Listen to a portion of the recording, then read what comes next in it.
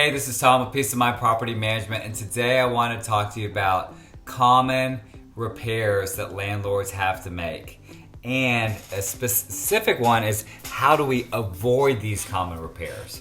So I live in San Antonio, Texas, and our most common repair, and our biggest one, is HVAC units, so air conditioning units. So to me, the most important way and the best thing to do to avoid costly mistakes is have a preventative maintenance program. I highly recommend a preventative maintenance program that's scheduled with a checklist on that. And if you have that checklist, I think it's just going to do, it's going to keep your system lasting for a little bit longer. It's going to also keep, if you have a tenant in there, keep them on top of their game.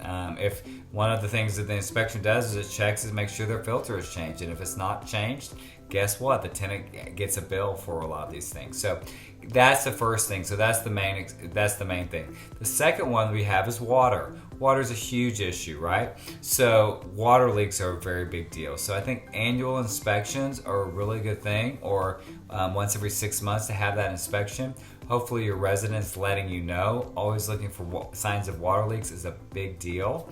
Same thing with pipe leaks. It's kind of the same thing too, but making sure when there's a snow vid that we had in San Antonio, there's a big winter storm, that your residents know what's going on. I'm not always saying in the wintertime you need to wrap every pipe, because sometimes messing with pipes, messing with systems can cause some issues.